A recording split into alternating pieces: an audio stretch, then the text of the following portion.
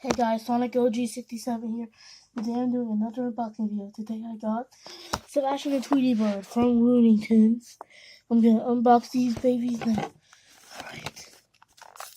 Can't wait to unbox. Alright. Guys, it's gonna take a while, so I'll be right back. Alright guys, so I got Sebastian and Tweety Bird. Here's Sebastian now. This dude's probably been almost one of my favorite Looney Tunes characters. His voice is so almost like Daffy, and Tweety Bird, I just love how she's been. Technically her feet are like so big, like they're so big, like in the movie how they were big. Anyway, this character is good. He has a big head, and I do like their classic short. You know when Sebastian is running and Tweety is hiding, and that. Anyway, guys, this is my unboxing video of Sebastian and Tweety Bird. I hope you enjoy.